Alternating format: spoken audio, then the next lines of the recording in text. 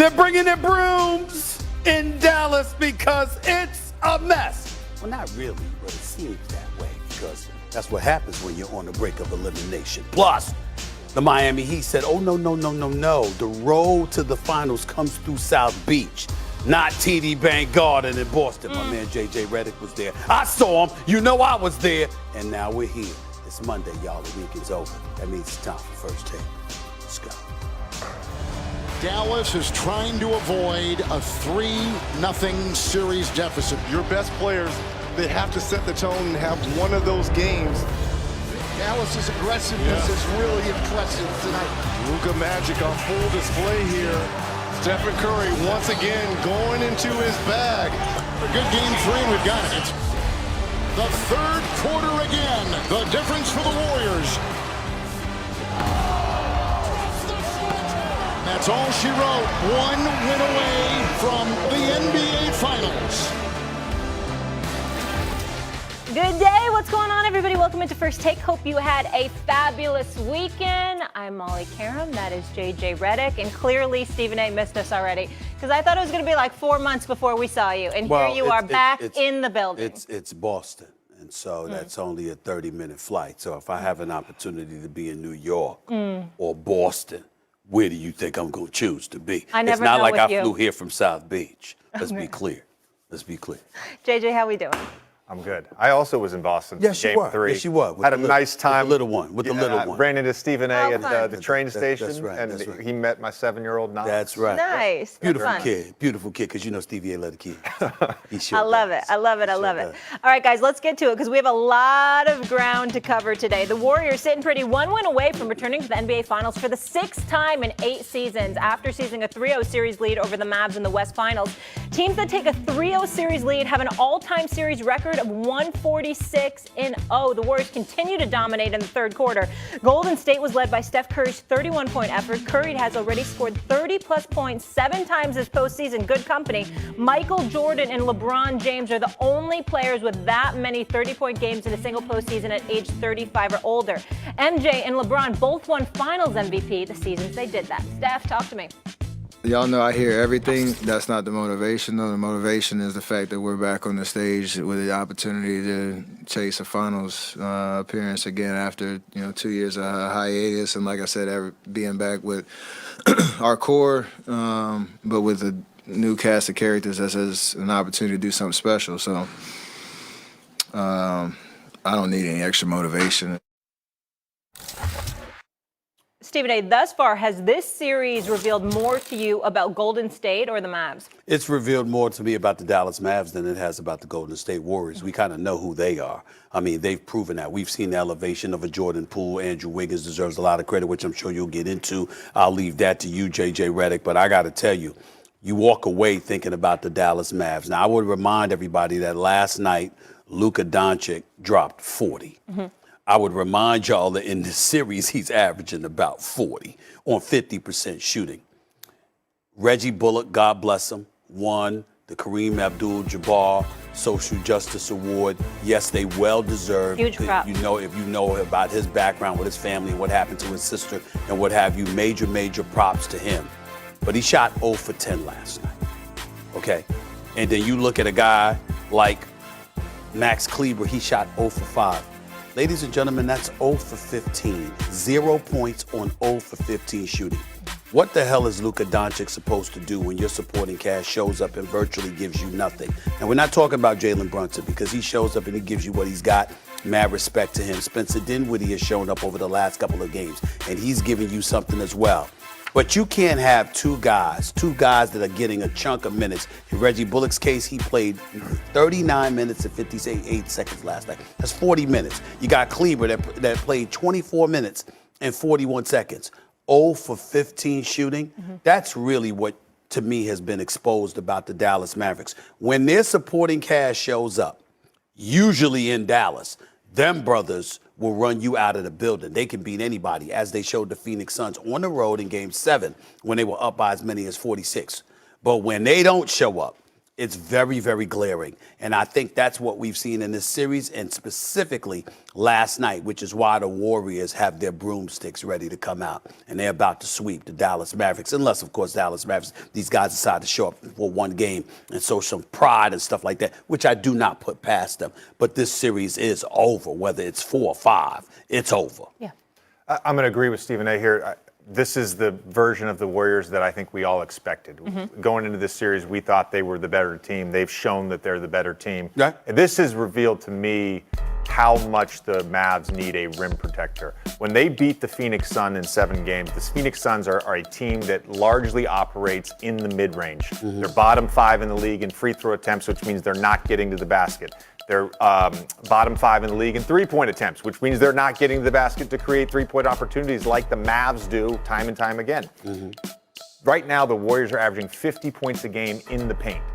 50 points a game in the paint. That'd be the most in any series under Steve Kerr. Time and time again, Steph Curry breaking somebody down off the dribble, layup. Time and time again, somebody breaking down Luke off the dribble, layup. They need a rim protector. And I don't know who the answer to that is. The other question that I have going forward about the Mavericks, if you decide to pay Jalen Brunson what he deserves, which is $20+ million a year on his new contract, if you decide to do that, you are by and large bringing back this same core group. And I don't know going forward if this group has the answer to that rim protector question.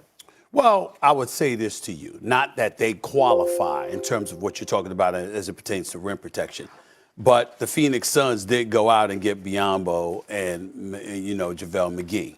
And so if you're the Dallas Mavericks, you need a sizable body, a tall body that obviously, like you said, can rim protect. I don't think that's that difficult to acquire if you're not requiring anything else from them. See, if you're looking at a guy like a Clint Capella and others, that's a different animal. Right, a Clint Capella, a Rudy Gobert, somebody like that, yes. When you give somebody like that who can do more than just rim protect, they can snatch 15 rebounds a game. They can block 3 shots a game. They definitely are formidable consistently on the front court. We get that. That's a different level, and then you can't go out and find that. But can you go out and find a big, active body that can give you some level of resistance at a cheap price? I think that's something that you can pull off if you're the Dallas Mavericks. I just don't think it's something you prioritize because you didn't recognize that it would be such a glaring weakness. For example, when you talk about the Golden State Warriors, yes, they shoot the ball, even though I think they can shoot the ball considerably better than they've been shooting over the last 4 or 5 games. They can shoot the basketball. We know what they bring to the table. But as Barkley and Shaq and those guys astutely pointed out, on far too many occasions, we see people jacking up threes. These guys will take it to the basket. The Warriors will attack on the interior. They'll get to the hole, whether it's a Steph, who's gotten to the hole now more than I've ever seen him before. We know Jordan Poole can attack the basket. Even a Klay Thompson coming back from the 2-year layoff, he's attacked the basket. And so you see the level of aggression that they have because you don't have anybody formidable waiting for you on the interior for the Dallas Mavericks. You can go out and get something, and actually something will be better than what they have because they have virtually nothing on the interior defensively. And that's what you're seeing right now. Well, it's interesting because I do think the Mavericks have good wing defenders. Dorian Finney-Smith is a great wing defender. Reggie Bullock has been really good in these playoffs guarding the basketball. Maxi Kleber is an underrated defender. They just don't have anybody that's going to create a paint consequence. Other than Jalen Brunson taking a charge. I'm talking like real rim protection. They don't have that. They don't have it. And it's interesting to me because they do have the wing defenders, but because of the Luka hunting and because of Steph and his threat of his three-point shot, they've elected to double-team him quite a bit in this series. And so far, when they double-team him, the Warriors have shot 60%. They're 15 of 25. That's about 8 times a game. Right. And we've seen it time and time again in the playoffs. You've got to make a decision with how you're going to guard Steph in pick and rolls, off the ball, all that stuff. You almost have to be the Detroit Pistons from the 80s. Like Chuck Daly said, guard your man. Right. Don't double. Exactly. Because there's too many shooters. So here's how I look at this going forward. When they get to the finals, and they will, I think, beat the Mavericks, you're talking about 2 teams in the Eastern Conference who don't really have to double. And I'm not saying they won't at times, and I'm not saying Steph Curry won't have a 40 ball at some point in the finals. But their offense, their defenses are based on having multiple wing defenders, 5 men that can switch. And so that's where I think this finals, whoever wins the East, this finals is going to be really interesting. Yeah, and both the Eastern teams are beat up, and other they're probably words, going to have a longer series as well. In other words, this series against Dallas is no indication of what's coming.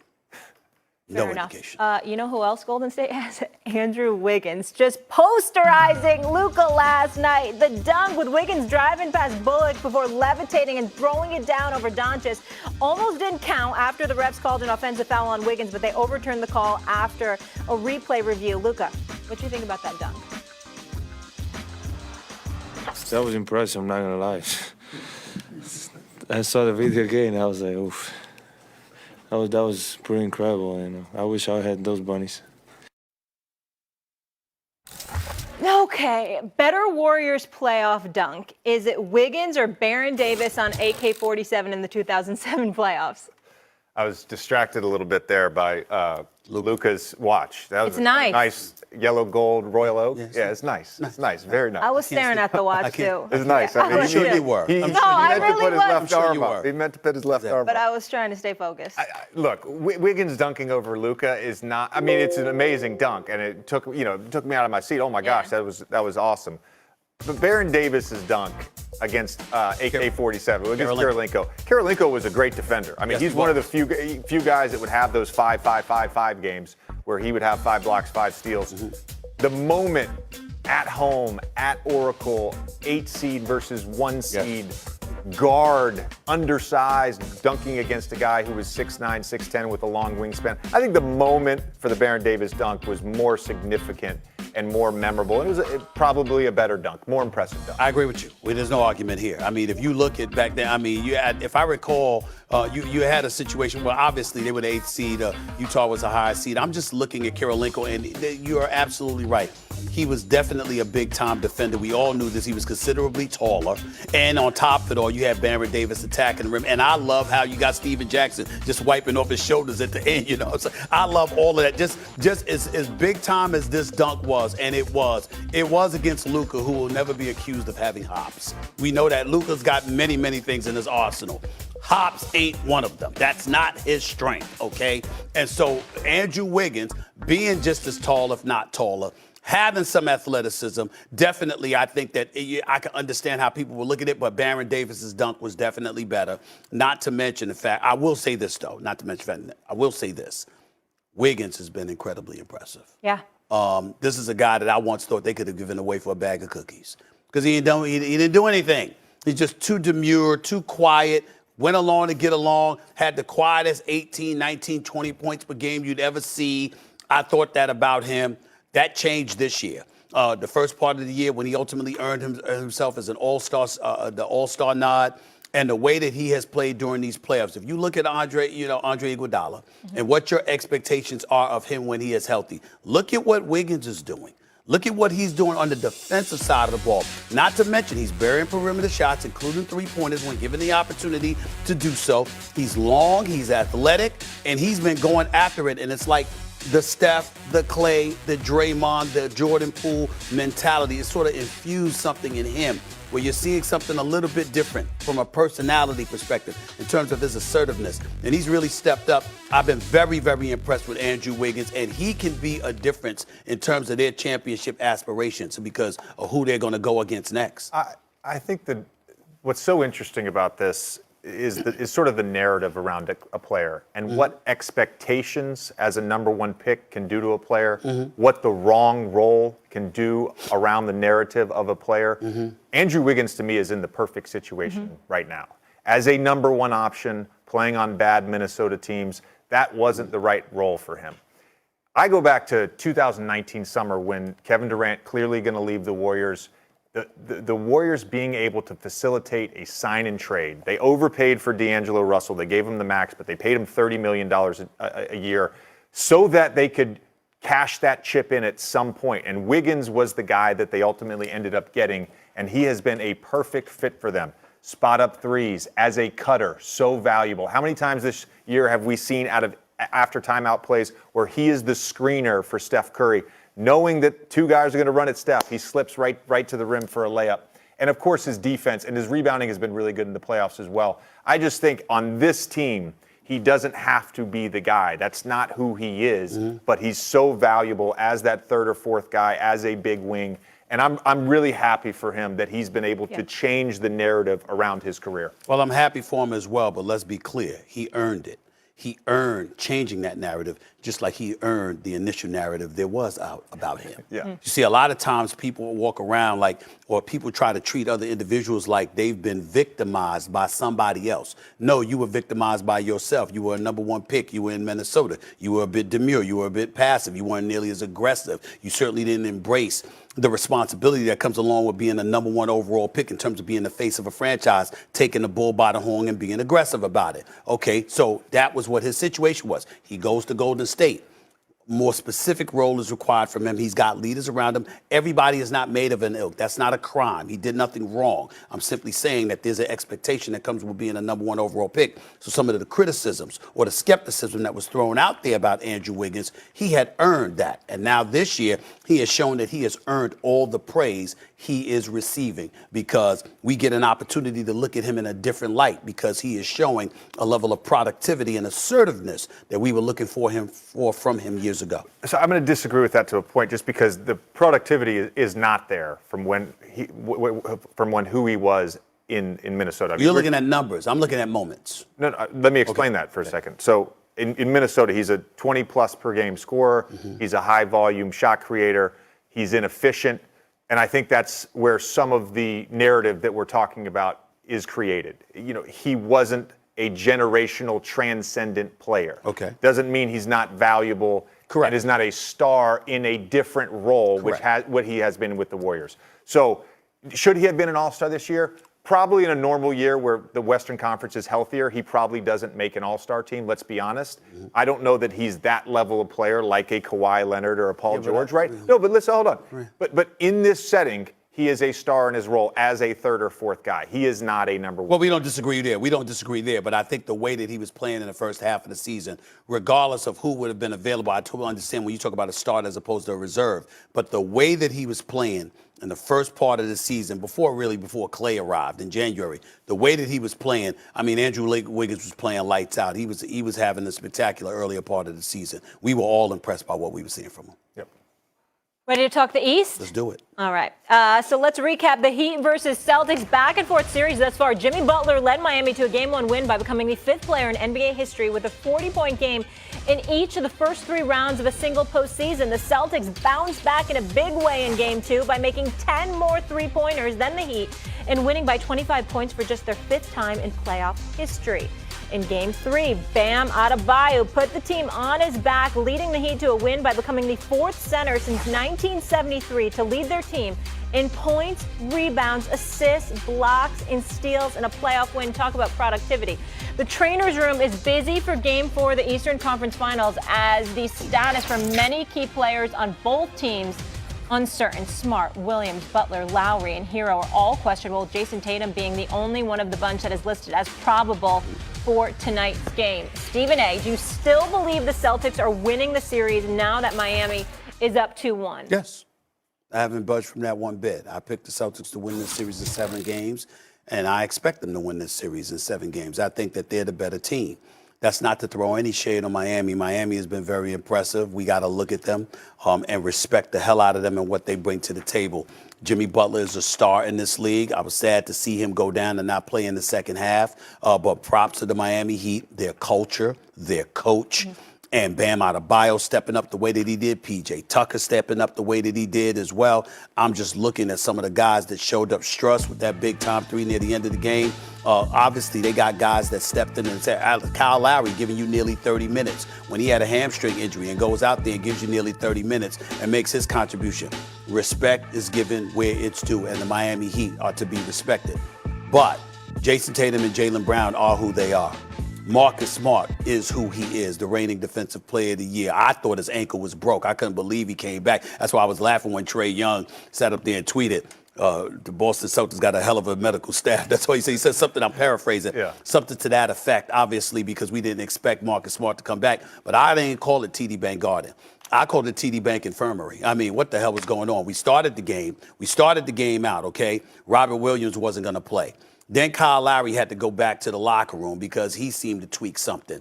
Jimmy Butler goes down. Marcus Smart goes down. Jason Tatum looks like he separated his shoulder or something. He goes down, and then he comes back out, and the crowd roars and everything. I'm like, damn. All of these damn injuries were taking place. In the end, however, what it comes down to is that Boston turned the ball over too damn much.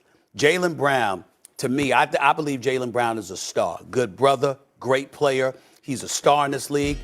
Turned the ball over too damn much in that third quarter. That's why I called it one of the worst 40-point games I've seen. Had 5 turnovers in the third quarter. He got stripped about 4 different times by Victor Oladipo. That can't happen. And it seemed like every single turnover, JJ, that he committed was when Boston was trying to make a run.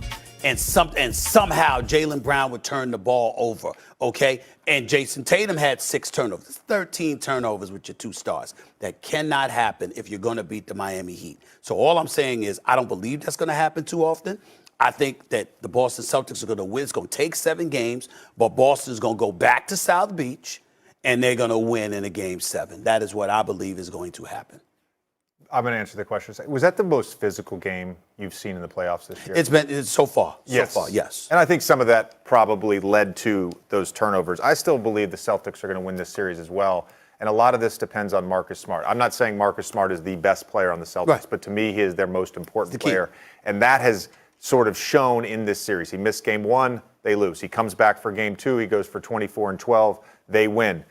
Game 3, so much of that comeback was because of his just grit. I mean, him coming back after that ankle injury, TD Garden erupted, and then he hit that sidestep 3.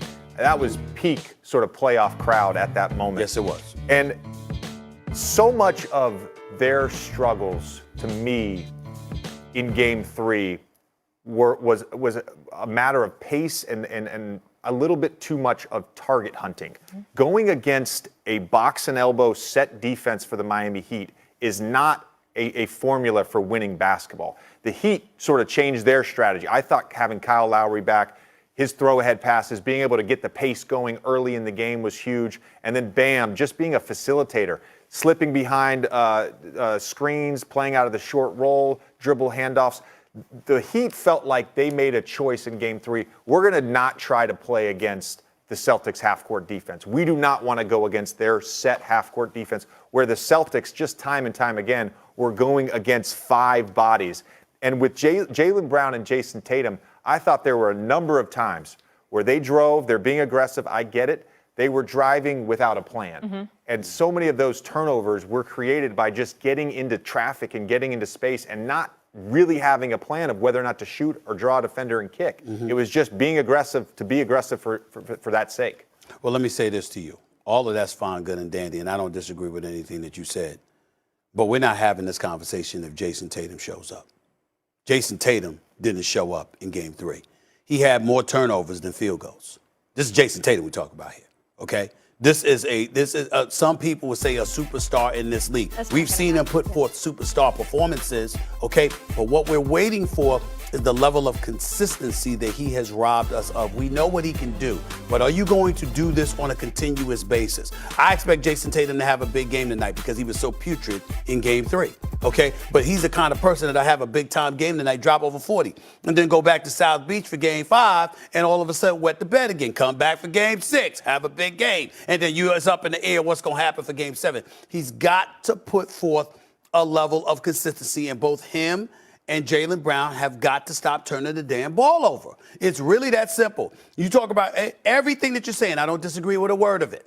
I'm simply saying that Jason Tatum is that dude. You play on your game. They walk away with this victory in Game 3. Mm-hmm. Shoot 2 for 3 for 10 from the field. They ain't going to cut it. Yeah. You walk away. You show a bit more efficiency, put up over 20, 24 points a game, all right? You're winning this game. You didn't win this game because Jason Tatum didn't show up primarily more so than anything else, especially once Jimmy Butler went down. Once Jimmy Butler went down, remember, they were down 26. Yeah. They pulled within 1, okay? Jimmy Butler's out. You've got them. But you got to stop turning the ball over, and that's what this comes down to for me with Boston. All right. I think all valid points on, real quick, I think all valid points on Tatum, and I said at the beginning of the series, so much of Celtics' success in the series will be based on his decision-making. And it's not just the turnovers. It's the shot selection. It's knowing when to go fast, knowing when to go slow. And one X and O thing I just want to point out that I saw in Game 3 is the Heat in the half court, as they were coming up to set high screen and rolls, they know the Celtics are going to switch, just like the Heat are going to switch. They were able to use Bam and PJ Tucker a bunch. They get into that pick and roll, and instead of slipping into space, they slip to the short roll, and they're getting behind the defense. The Celtics need to do more of that with Al Horford. Okay. Like, we can talk about movement, we can talk about play calling all you want. Basketball is a very simple game. Like, how do you create an advantage? They need to create advantages and not just go head on, one on two. Yes, one more thing. Fair enough. The Boston Celtics in the first 3 games have 48 turnovers. How many do Jaylen Brown and Jason Tatum have? Well, you got the number in front of you. 26. I know they had 13 in Game 3. 26 turnovers. 16 turnovers by Tatum in 3 games. Game 4 Gotta tonight. change. 8:30 Eastern on ABC. JJ, sit tight. We'll be back with you in just a minute. Stephen A., we have another subject to discuss. Controversial topic in baseball we want to get into here. Tim Anderson let his play do the talking. Anderson hit a 3-run homer and then put a finger to his lips to silence fans booing and chanting Jackie at him, capping a tumultuous weekend at Yankee Stadium and helping the Chicago White Sox beat New York 5-0 Sunday night for a doubleheader sweep. A day after Anderson, who is black, said he was offended by Yankee slugger Josh Donaldson, who is white, calling him Jackie. The exchange between Donaldson and Anderson incited a benches clearing incident at Yankee Stadium. The All-Star shortstop didn't play in the first game. Here's Anderson on those incendiary comments. He just made a, disrespectful comment. Basically was, trying to call me Jackie Robinson. Like, what's up, Jackie? I don't play like that. And I don't really play at all.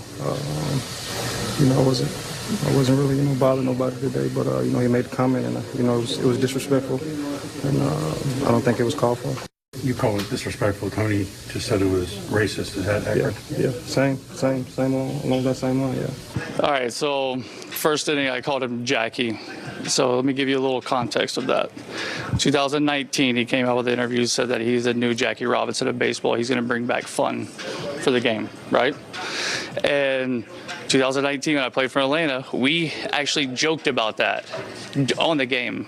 I don't know what's changed and I've said it to him in years past, not in any manner than just joking around for the fact that he called himself Jackie Robinson, So, if something has changed from that, like my meaning of that is not any term trying to be racist by any fact of the matter. It was just off of an interview what he called himself. And when we said that before, we joked about it. He laughed, whatever. Obviously, he deemed that it was disrespectful. And look, if he did, I apologize. Like, that's not what I was trying to do by any manner. If he was joking, I'm curious why it would elicit such a response. Big Swagoo, Marcus Spears here is with us. Marcus, top of the morning to you. Good to have you. And I want to start with you here, Marcus. What is your take on this incident? Yeah, listen, there are different ways to think about this. Donaldson, taking him at his word, he was not trying to be racist or not abreast that this would be abrasive to Tim Anderson. And then there's another part, Molly. There's connotation. We all know the history of Jackie Robinson. We all know the color barrier and the stigma that still lives in Major League Baseball that they're trying to overcome as well when it comes to race, inclusivity, and all of those things that come along the lines with it.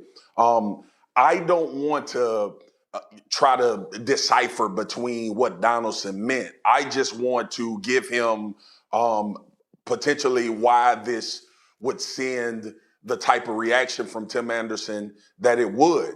It's because of the times we're in. It's because of the things that have transpired over the years. It's because of how sports have been involved in racial equality and taking things head on that comes along with the game. I'm not going to cast any aspersions on Donaldson because I don't know him. I don't know his heart.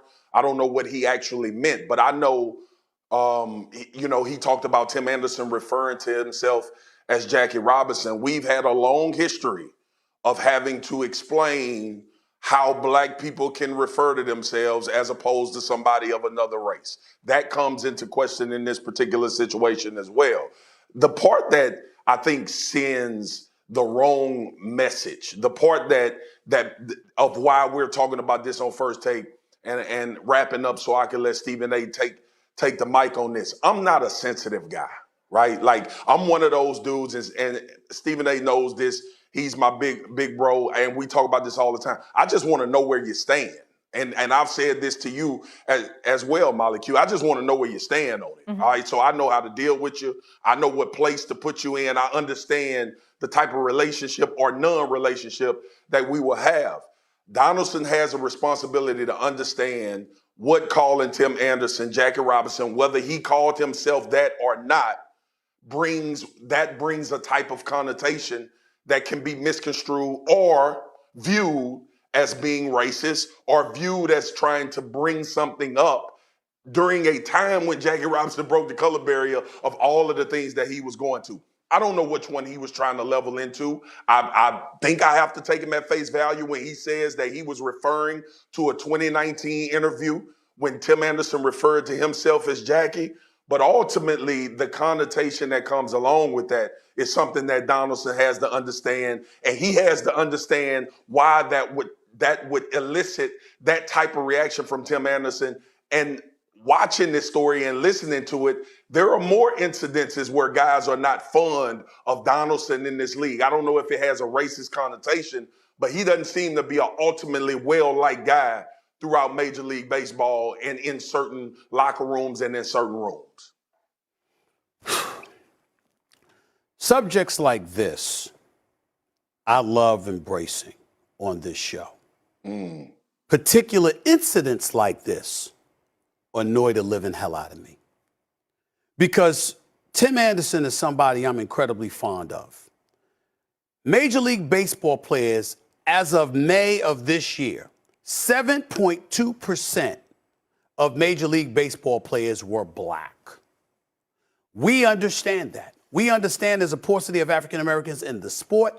We understand that this is something that's incredibly alarming to Major League Baseball, and that something needs to be done to address the limited numbers of African Americans participating in the world of Major League Baseball. We get that. So we have to understand that Tim Anderson understands that better than anybody. Knowing that he knows that, here's what upsets me about this. We are having a conversation about race, and I can't sit here and tell you that anything Josh Donaldson said was racist. I think that it's actually wrong for people to attach racism or racist to Josh Donaldson today, or for this incident. I don't know the man at all. Never met him, never talked to him, don't know anything about him. I'm not even aware of what you said you're aware of, Marcus, that he doesn't seem to be particularly well liked. I've got to ask the baseball aficionados that cover the sport how true that statement is. I have no idea who the man is. I mean, I've seen him play. Okay, and I saw that he came down on Anderson's arm when Anderson was kind of go back to third base, when he overran third base rather, and was going back, and they tried to get him out of third base. Yep. You don't come down on his arm like that. I can look at that, but as it pertains to this particular comment being racist or invoking racism, here's where my problem lies. Tim Anderson said you had a problem with that. Well, Josh Donaldson stood before the media, no written statement, no tweet, no anything, right in front of everybody.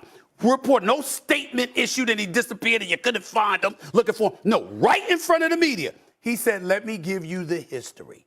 And then he said that he had said this to Tim Anderson on several occasions in the past. Both of them had joked about it and it was fine.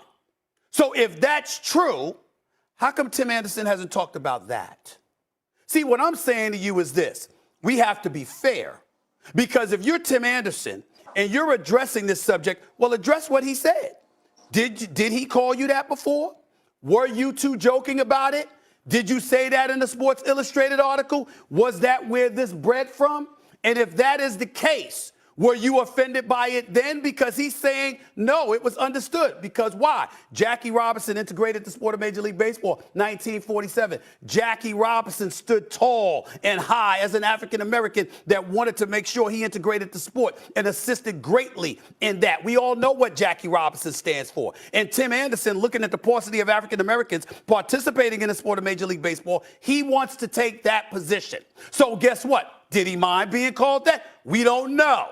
And because we don't know, and Tim Anderson hasn't enlightened us about it, now here Josh Donaldson has to deal with the fact that he's being called racist. And this is the thing, and I'm going to go back to you, Swaggo, and Molly with this. Here's why I'm annoyed by it. We got to make sure when we make accusations like that, that it counts. It's damn near pretty irrefutable what you are. Agreed. Because when you leave that wiggle room for denial, it heightens a level of sensitivity that we're perceived as having. It gives others an excuse to be tone deaf to when we're making those arguments. And then when real, bona fide, undeniable, unequivocal, racist behavior is exhibited and put on display, people get to feign denials and all of this other stuff because so many times we're bringing this up. I'm just saying we got to be careful about it. Pause for 1 second. 1 second, Swaggo, because I understand, obviously, you're saying pick your battle, so your argument's more potent. I get what you're saying here, Stephen A., in terms of this particular instance, right? But I want to ask you this. If Josh Donaldson had not come out and said the history and given the context about 2019, would you have been okay with this? No, I would not have been okay with it. But my point is that's not what happened.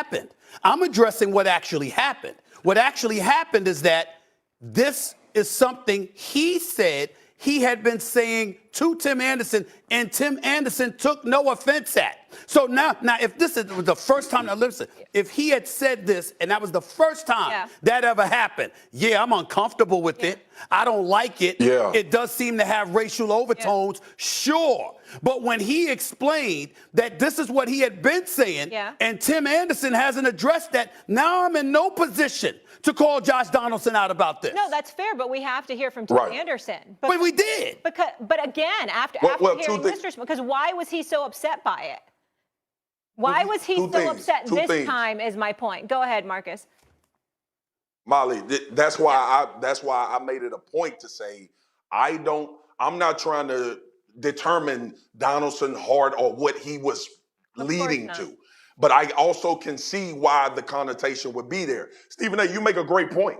You make a great point. If it's been joked about between the two individuals that we've been talked about, and there has been no reason for Donaldson to think that that relationship changed, that he couldn't joke about it, then that's so understandable because everybody has been in that particular situation. One thing I want to point out, La Russa called it racist. All right, Donaldson just said same.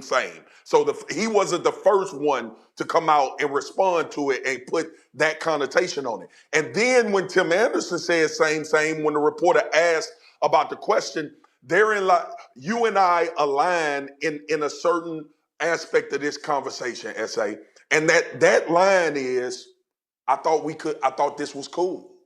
I thought it was okay to call you that. Now, the crowd was calling him Jackie. Tim Anderson could have been in his feelings about something, and he could have taken it to a level that it shouldn't have been taken to. But I also don't want people to miss the connotation because it's important. Regardless of if you meant to offend him, regardless of if it was something that you was oblivious to because of a previous relationship, which would absolve you of thinking that was okay to go to say to Tim Anderson. Ultimately, if that relationship has changed, if something has happened, if something throughout this period of time has transpired, Donaldson has a responsibility to pay attention to that, Stephen. Yeah, but I'm with you. If he totally didn't think that anything was wrong with it and it was from a previous relationship of calling Tim Anderson that before, there is no reason to have a visceral reaction to it. But Marcus, here's what I think you're not bringing up. And it's not that you missed it. You're not bringing it up, but it's very, very important. These individuals were not mic'd and we heard this and this brouhaha came to be. You informed us about this. So the point that you informed us about this, why would you leave out the fact that y'all have been joking about this for years? See, that's where it gets tricky. And because that's the tricky element of it all, remember, Jackie can sit up there, if the league is 7.2% African American, and you view yourself as being the next Jackie Robinson because you're using it as an opportunity to highlight the paucity of African-American participation in the world of Major League Baseball, and somebody is calling you Jackie based off of that, then that's entirely different connotation. Yeah. And so to give for Josh Donaldson to highlight that and to explain that, to me, Tim Anderson has just as much of an obligation to elaborate on what their relationship was and what that statement meant. Absolutely, because there's some missing holes in the story. And again, there's three sides to every story, right? His side, her side, hey, listen, the truth. everybody ain't racist, but there's quite a few damn racists in this country. Ain't no question about it. All I'm saying is when you call somebody racist, I need to be able to look and go like, yeah, 100%. That's true. 100%. It can't be this kind of 100%. Wiggle room because you dilute real, pertinent, racist issues and you take the profile away from real racist. That's what you got to be careful of as a black person, in my estimation. 100%. Understand everything right there. Guys, let's get into a break here. Still to come on First Take. We're months away from opening kickoff in the SEC, and the feuds are already sky high. What does Stephen A. have to say about the war of words between Nick Saban and Jimbo Fisher? So it's tough. It's despicable that a reputable head coach could come out and say this when he doesn't get his way or things don't go his way. The narcissist in him doesn't allow those things to happen. And it's ridiculous. We built him up to be the czar of football. Go dig into his past or anybody that's ever coached with him. You coach with people like Bobby Bowden and learn how to do things. You coach with other people and learn how not to do things. There's a reason people don't go, I ain't went back and worked for him with opportunities. Coach back behind the lights. Don't be associated with it. I haven't talked to Coach Saban. I'm pretty sure he's tried to call. But we need to talk publicly, not privately. What you said was public. That is not a private conversation. Let's talk publicly and let everybody hear the conversation. All right, clearly a lot to unpack here. Meanwhile, former Florida head coach and Hall of Famer Steve Spurrier weighed in, telling DogNation.com on Saban Fisher's War of Words, I don't know why Fisher is mad at Saban. Did Saban say something that wasn't true? Marcus, obviously you played in the SEC. You've covered the SEC for quite some time. Was Saban out of line here?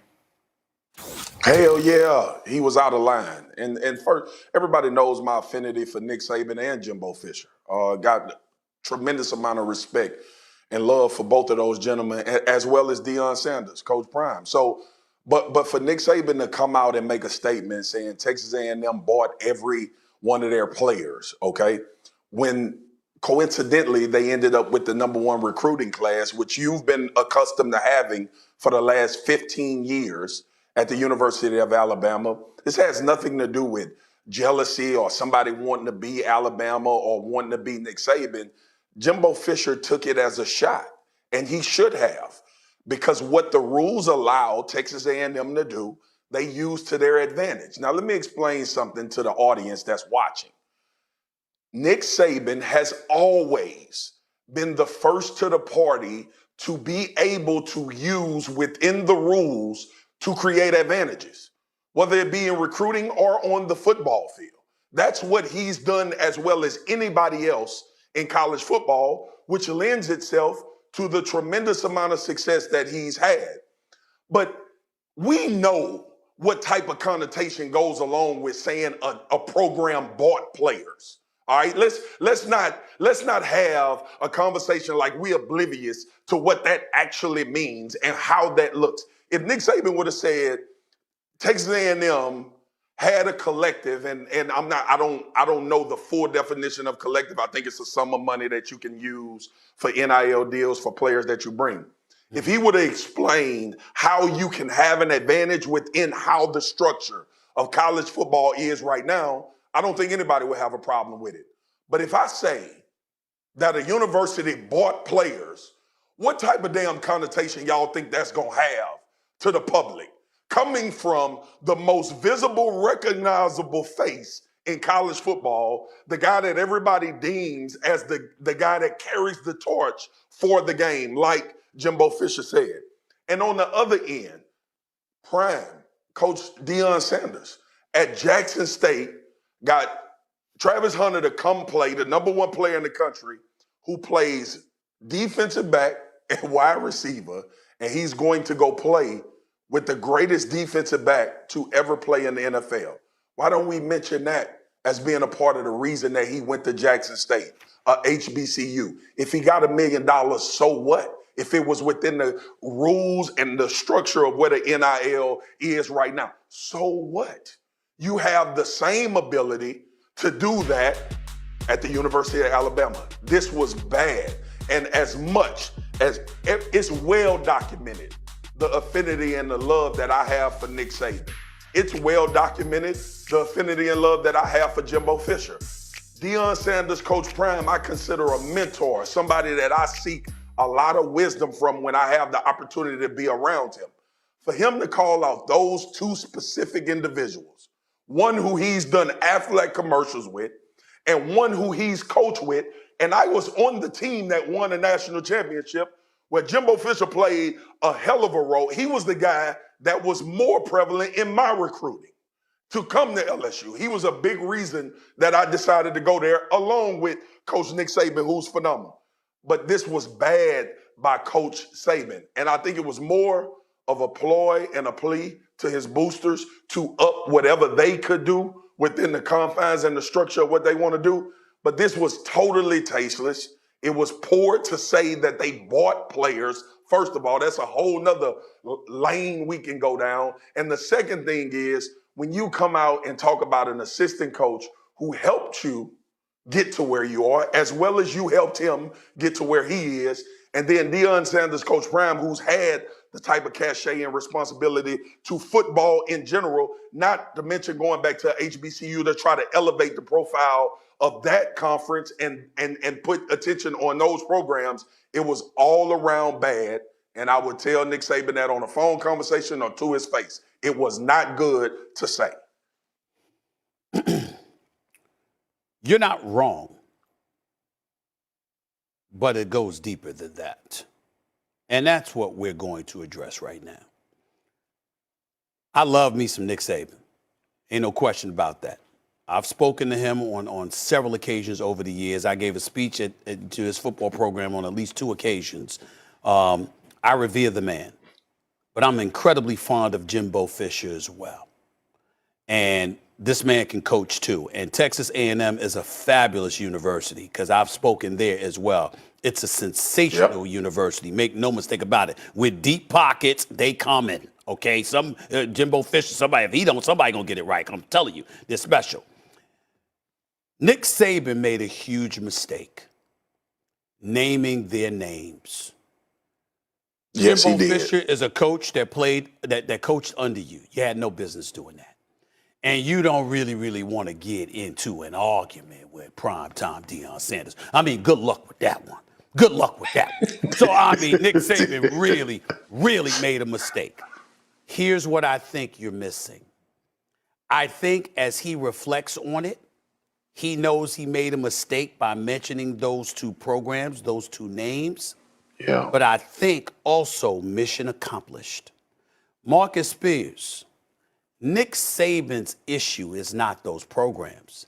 His issue is NIL and name, image, likeness. And it's not about alerting the boosters like you just highlighted. I think Nick Saban is upset that not enough coaches are speaking out against NIL and the impact that it's having on college football. So let's highlight what that is. You have a situation where, according to what I've been told and what I've read, name, image, and likeness was obviously a way in which athletes could ultimately profit off of obviously their name, image, likeness, okay? And what you were supposed to do, you're allowed to hire an agent, and what you were supposed to do was capitalize off your name, image, and likeness and monetize that somehow, some way outside of the football program. What you weren't supposed to do, according to several coaches that I'd spoken to, is essentially blackmail programs into giving you more money. Because when you do that, now it's made the situation far more salacious than anybody ever anticipated. You were supposed to use an agent to go outside the corridors of a football program and to go to various businesses where you could capitalize monetarily off your name, image, and likeness. But what you have, according to the coaches, and it's fairness to all the agents out there, I haven't spoken to them about that yet, I will. But some coaches are saying, Swagoo, that the agents are using them to say to pit one program against the other. So the program can find a way through its alumni, et cetera, to funnel money to these players. They consider that extortion. I've had 2 coaches on a collegiate level use the word extortion. And so if you're a guy like Nick Saban, who's a 7-time, I want to remind everybody, this is a 7-time national champion. This is a man that is considered the ultimate winner in the history of college football. He could retire today, and he is the first name on the Mount Rushmore of college 100%. football. So for him to speak in the way that he did, he was wrong to bring up Texas A&M and Jimbo Fisher. He was wrong to bring up Jackson State and primetime Deion Sanders. But the overall point he's trying to make is this NIL issue in college football is deteriorating this game, and we need to hold that thought. Marcus, we're going to revisit it in the second hour. You'll be back, and you can respond to that, the extortion subject and all of it. We'll be right back. Still to come on First Take. They're down to 3. The Lakers have reportedly narrowed down their coaching. Meanwhile, out west, the Warriors sitting pretty, 1 win away from returning to the NBA Finals for the 6th time in 8 seasons after seizing a 3-0 series lead over the Mavs in the West Finals. Teams to take a 3-0 series lead have an all-time series record of 146-0. The Warriors continue to dominate in the third. Golden State, led by Steph Curry's 31-point effort. Curry has already scored 30-plus points 7 times this postseason. Michael Jordan and LeBron James are the only players with that many 30-point games in a single postseason at age 34 or older. MJ and LeBron both won Finals MVPs in the season they did this. JJ back here with us. The Warriors, are they still looking like clear frontrunners, Stephen? I wouldn't use the word clear, but they're front runners as far as I'm concerned, because I think that when you look at the Boston Celtics, there's a level of inconsistency. That's about it. When I look at the Warriors, I think about experience. I think about shooting. I think about the way they share the selflessness, the way they share the basketball, et cetera, et cetera. And I mean, right now, don't get me wrong, the Boston Celtics have made me nervous, very, very nervous, because when they amp up their defensive pressure, I mean, they are something to behold, and we know what they can do offensively when they get rolling. So obviously, if this ends up being the Warriors versus the Celtics, I think it would be an incredible NBA Finals to look forward to. But right now, as nervous as I can be about it, I'm still holding on to the Warriors being that team to beat in the NBA. Yeah, I have no problem with them being the front runners for the championship, either through Vegas or through prognosticators. I have no issue with that. I get it. But I look at each individual matchup in the playoffs, because matchups matter so much in the playoffs. And when I think about what the Warriors have done to the Mavericks, they've exposed that they don't have any rim protection. They've attacked Luka relentlessly, using his man as a screener. They're scoring about 1.16 points per possession on that. That's basically league equivalent of a top 5 offense in the NBA. When we talk about the 2 teams left in the Eastern Conference, the Heat and the Celtics, those problems that the Mavs have, they don't have those problems. They have rim protection. Both those teams inherently switch most of the stuff. Now, the Warriors on-ball switching is different, or their movement is different. So switching off-ball is different than switching on-ball, but they're used to switching. There's also, on both those teams, really no guys you can really target, specifically with the Celtics as well. Pritchard, obviously, in Game 1 against the Heat, was targeted in the fourth quarter by Jimmy Butler a number of times. But in their normal closing lineup, assuming they are healthy, there's no guys that you can just target as the guy being used as the screener. So I think about Bam. I think about Al Horford. The wing defenders of the Celtics, the wing defenders of the Heat. Like these are tough matchups. These are tough matchups for the Warriors. Whoever it is that comes out of the East is going to give them a great series. And I also think that the teams in the East are a little more battle-tested this season. Obviously, the Warriors, their core group is very battle-tested. They are champions through and through. They are champions. But specifically with what Boston has had to go through, and if they do end up beating the Miami Heat, having to beat Kevin Durant and Kyrie Irving, having to beat Giannis and the Bucks, having to now beat this Heat team that's basically a mirror image of them, I just think it's going to be a very interesting and tough finals for the Warriors. And they're more than capable of winning, but in my eyes, they're not the front runner. They are not the front runner. They have a chance to win the championship, but I think the team in the East is a tough matchup for them. Listen, I think that if the Warriors ended up meeting the Celtics in the finals, this is a pick'em series. That's how deep I think this goes because of how Boston plays defense. And what I saw Boston do against them in that second game of Golden State in the regular season, albeit it was the regular season, I still pay attention to that. But also, I would say this to you. I don't consider Miami and Boston a mirror image of one another. I want to be very, very clear about that. I think that when you look at Boston with the trifecta that is Brown, Tatum, and Smart, I think it's a little bit different in Miami because I think there's a precipitous drop-off from Jimmy Butler, at least in the postseason. Not regular season numbers, but at least in the postseason. Even though Bam Adebayo stepped up and did what he did, Tyler Hero, for example, he's the reigning sixth man of the year. He's been struggling miserably in this series. Can't hit anything, as far as I'm concerned. He's got to step up. I think so. I think when you look at Butler and what you get from Struss and Butler, that's obviously something I think that when you're talking about all the parts around those guys, I get where you're coming from. I'm just talking, I think that Boston's got two guys in Tatum and Brown, and Miami only has one, and that's why I don't consider them necessarily a mirror image of one another. Don't you think, we talked a little bit about this, after the Nets series and some during the Bucks series when Giannis had a couple inefficient nights. Sure. Don't you think Hero's struggles says more about the Celtics defense and why their defense is so good in the playoffs? That's the thing. That's the difference between me and you. Let me tell you what the difference is between me and you. You're absolutely right. I'm not saying Say it again. You're absolutely right. Okay. But I don't care. Like, in other words, what I mean by that is this. J.J. Redick, you could go up against a team, and you know what? They really know how to key on three-point shooters. Damn it, I still expect you to make those three-point shots. Fair. That's all I'm saying. So, in other words, of course, there's an impediment to everybody's success. There's always a roadblock. This is the NBA we're talking about here. This is the greatest basketball league in the world. I fully understand that there are people that are playing the role of deterrent when it comes to Tyler Hero's production. I'm saying, ain't you the sixth man of the year? This is what I expect from you. The same thing you get, the same thing that you did that had people talking about you like you were an all-star, the same thing that won you the sixth man of the year award. I expect that, dude. That's what we talk. When we prognosticate, to use your word. That's more than fair. When we prognosticate, that's what we're looking at. What we're saying is, we understand, but this is who you are. So if this is who you are, don't wait until the postseason to not be that person. That's all. That's fair. That's all. That's fair. And I'm very fair. As someone who lived it 14 seasons in the NBA, that's fair. That's right. There are some series where I would be like, not my series. Not my series. Not a good matchup for me. Yeah. On the mirror image point, I just want to clarify. I mean more about how those teams defend. Okay. That's specifically what I was talking about. Got you. As it relates to the Warriors. And the other thing, I know you said there's a drop-off, but I think you're underestimating just how valuable Bam is in the playoffs.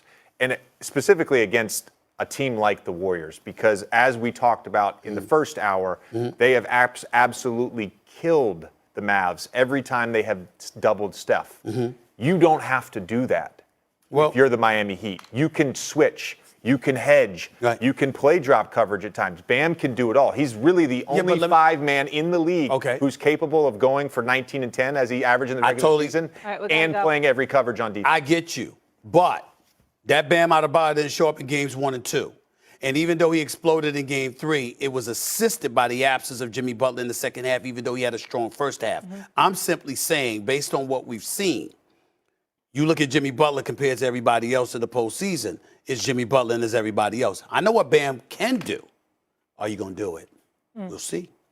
Right, game 4 tomorrow. You know who knows how to show up in the postseason? That's Charles Barkley. You see how he showed up in Dallas? That's what you should have done when we were out there for the Cowboys. I didn't need to do that. He had you beat on that. He didn't. No, he doesn't. When we come Nobody he has me beat when it comes to Dallas absolutely and had Cowboys. you beat. He Not came at all. out on a horse. He barely. They had to help him get off the horse. Did you see that? was great.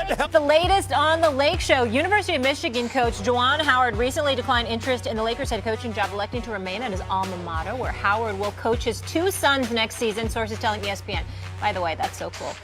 The Lakers have a finalist of candidates here: Milwaukee Bucks assistant Darvin Ham, Golden State Warriors assistant Kenny Atkinson, and former Portland Trail Blazers coach Terry Stotts. That also according to Woj. The Lakers are expected to conduct in-person interviews in the near future. They never made a formal offer to Howard, but it's clear that if he had clear interest in the job, his candidacy would have moved quickly to that stage.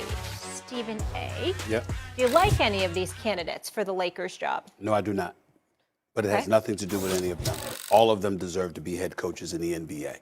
I have a problem with them being a Lakers head coach. In the case of Atkinson and Stotts, I don't think that they would resonate well enough with the players. You have to remember that in the case of Atkinson, he was known as a developmental guy, a guy that really built up players and really was building something in Brooklyn before they let him go.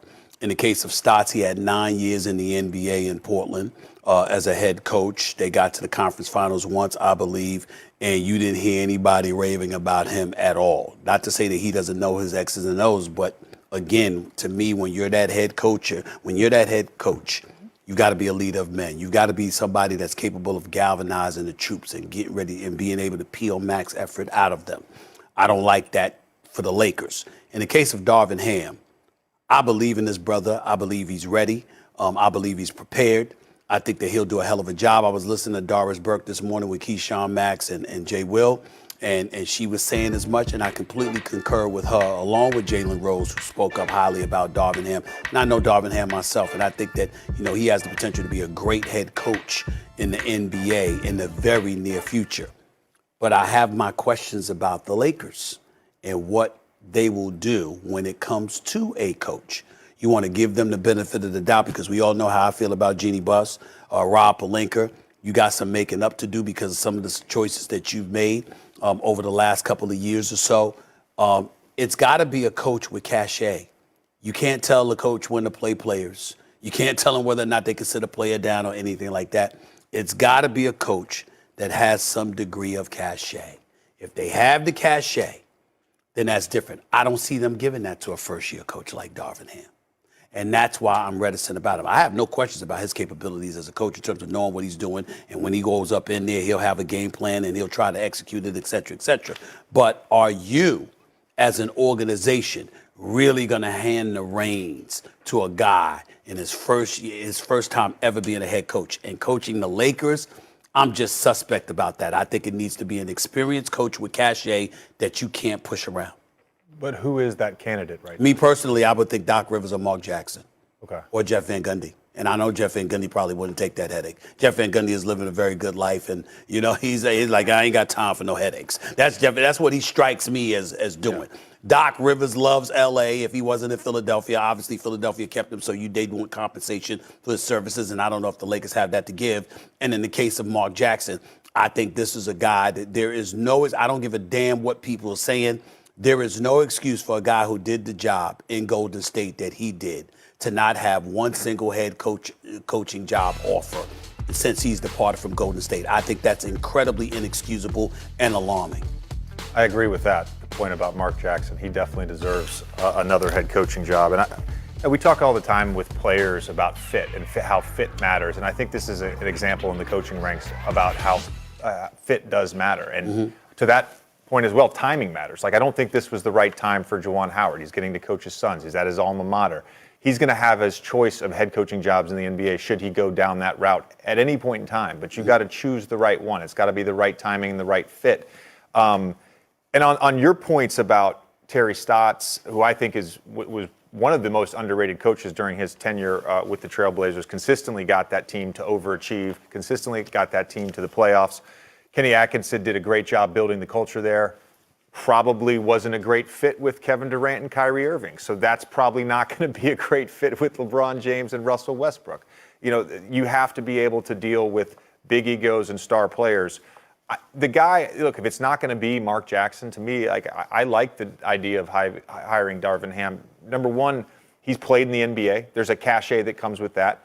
He's been part of developing players in Milwaukee. He's been part of championship teams in Milwaukee. He has a great experience doing that. And he's got a personality. I think you need a personality if you are going to coach star players. The other point I wanted to make, just about the Lakers, if you're a coach looking at this job, like, there are short-term concerns and there are long-term concerns. The short term, of course, is like, how do you build a competent roster around those three guys?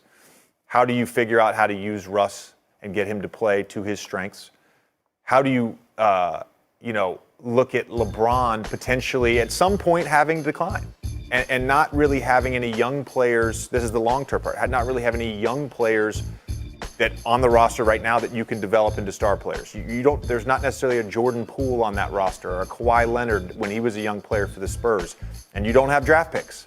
And so, for me, it just is not a desirable job. Like, I look at it that if I'm a coach, and coaches want to coach, like, coaches are addicted to coaching. I get why people want the job, but it's not a desirable job. Well, let me say this to you. You've said that on numerous occasions. And I'm not trying to say that I definitively disagree, but let's understand something here. If you said to me, I'm going to get the same LeBron, because LeBron isn't the athletic demon that he once was years ago, but the man is such a brilliant basketball player.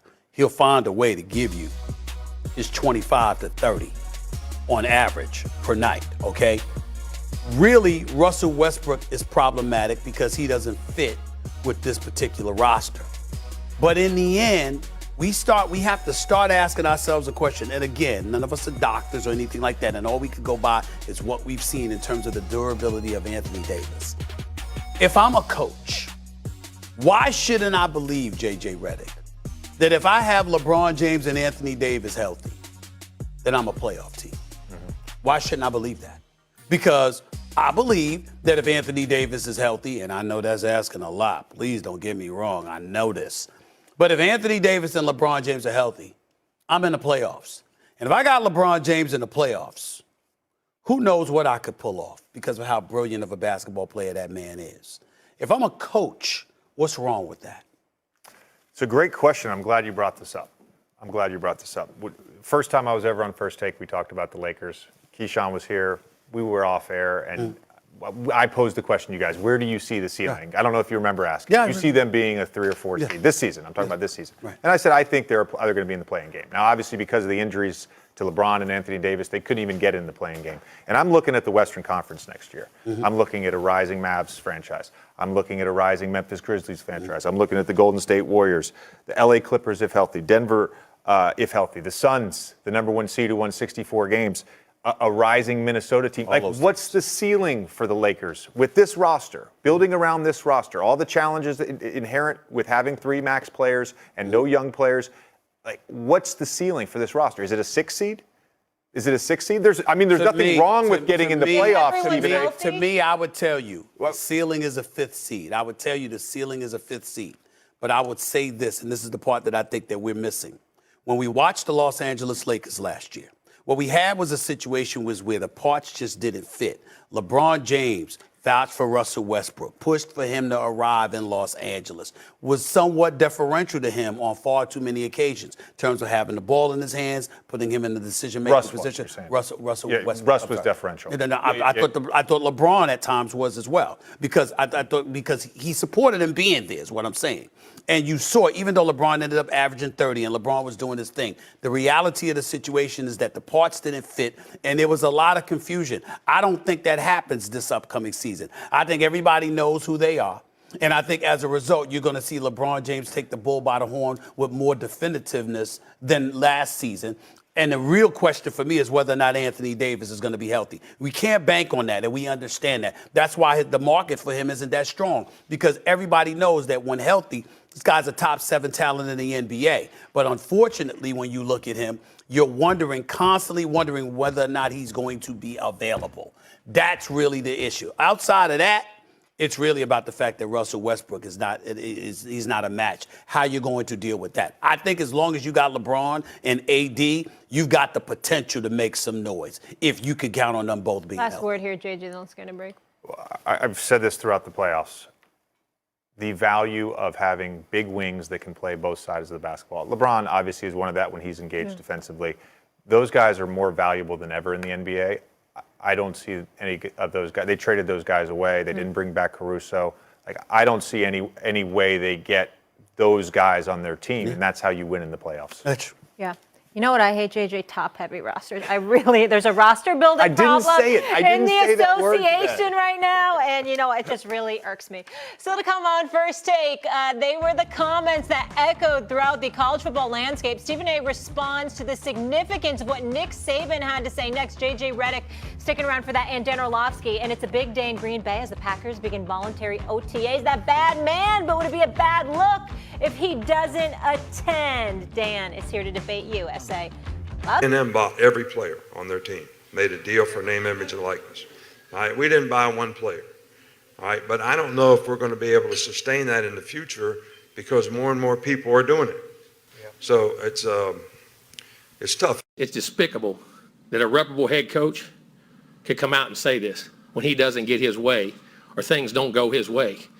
The narcissist in him doesn't allow those things to happen, and it's ridiculous. We built him up to be the czar of football. Go dig into his past or anybody that's ever coached with him. You can find out anything you want to find out, what he does and how he does it. And it's despicable. You coach with people like Bobby Bowden and learn how to do things. You coach with other people and learn how not to do things. There's a reason people don't go, I ain't went back and worked for him with opportunities.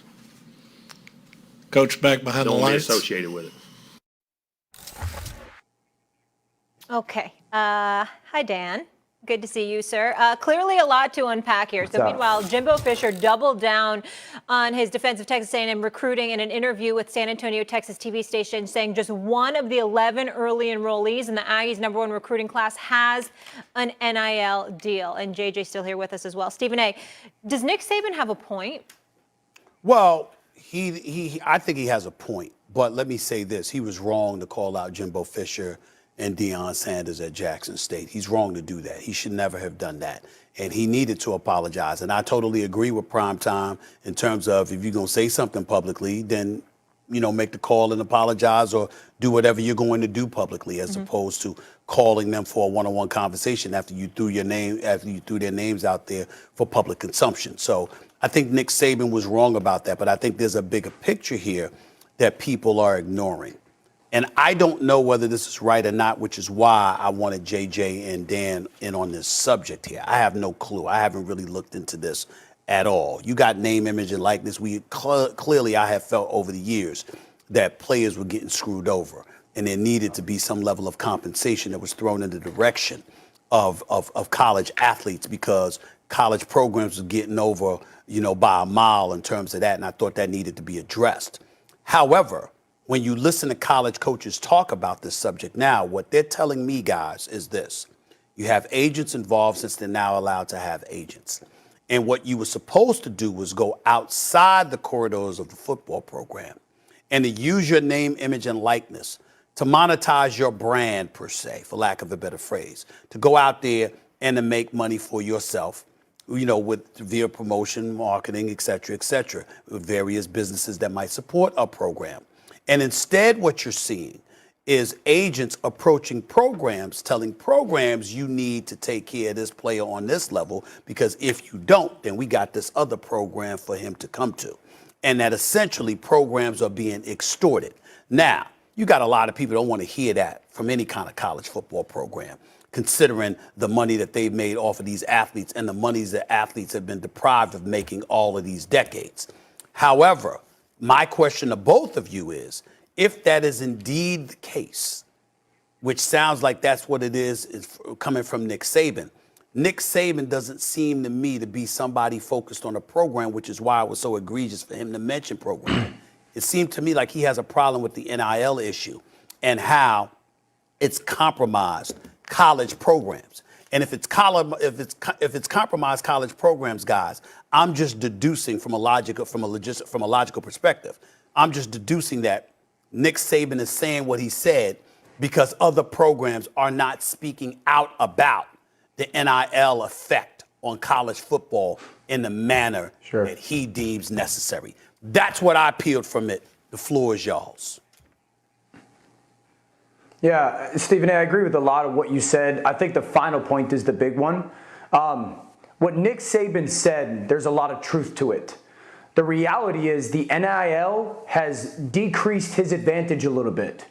In recruiting, now when he goes at A&M and goes at Deion Sanders and Jimbo Fisher and says that they bought players, he is minimizing them and their ability to do their job as good as he does. Right? He's minimizing their ability to go out and recruit. And that's where, I think he crossed the line. Nick Saban has always had an advantage when it comes to recruiting. When it comes to three things. One, sitting in a living room and talking to recruits' mom and dad and their family, and them sitting there going, the discipline and the habits that he is going to force my son to kind of adapt to with his life is going to be good for him. Number two, the Bama brand. The Bama brand and the ability to win a national championship. And then three, can you get or help my son get to the NFL? There's not a lot of schools that really encapsulate those three big things in recruiting. So he's always had an advantage when it came to like the elite level players, right? Now with the NIL, that changes the game a little bit because I have friends who are high level recruits in college football right now. Their sons are, my friends' sons are high level recruits. I promise you, they have had conversations and sometimes the recruit goes, how much are you going to pay me? And then can I get this other school to try and offer it? Now, NIL does not mean that kids can just get paid, to my knowledge. You can't just say this company is going to pay this player. It has to be, through their name, image, and likeness, compensated per the market, right? And so I think that when Nick Saban is kind of having a conversation through the media to some of the boosters within or backing of the Alabama program as well. Hey guys, we weren't number one this year. Someone else was. They obviously used it to their advantage better than we did, and we're going to have to continue to adjust if we think that we're going to stay at the top. But I do think that there's truth at the the foundation of what he said. This, to me, across college football and high-level college basketball comes down to a simple thing, and that's just control. For decades, coaches, athletic departments, conferences, the NCAA has had control. And it's why they've been so unwilling to change the system. For decades, college football and high-level college basketball has not been an amateur sport. And so now, instead of coming up with an equitable solution for the top athletes at the top schools, the NCAA, conferences, and schools basically kicked the can and opened up the wild, wild west. And that's where we are right now. It's why a number of coaches have retired, if I'm being honest. It's why a number of coaches have retired. It's why Dabo Swinney has spoken out so vehemently against NIL. And it's why Nick Saban has a real problem here. It comes down to control. They've been in control for so long, and now the athlete has a little bit of control, which in professional sports we've had for a long time. But now that college athletes are getting to actually use their name, image, and likeness to create a marketplace, they have a real issue with that. It comes down to that. It's that simple. It's just a matter of, we've lost a little bit of control over the situation, and now they're acting out. JJ Redick, I don't disagree with you, but it doesn't address what instigated this conversation. What instigated the conversation was Saban's willingness to call out specific programs. And so what I'm saying to you is that, listen, over the last 13 years or so, I believe he's had the #1 recruiting class 9 times. This year, he's got the #2 recruiting class. He's got 7 national championships on his resume. I think he's about 69 or 70 years of age. He can retire right now, and he's #1 on the Mount Rushmore of college football, okay? He doesn't need this. And so for me, as wrong as he was to name names and to name programs, and by the way, inaccurate according to what Jimbo Fisher just highlighted. Only one of his players has an NIL deal out of the 11 new guys that have arrived. He said they bought every player. And he said they bought every player.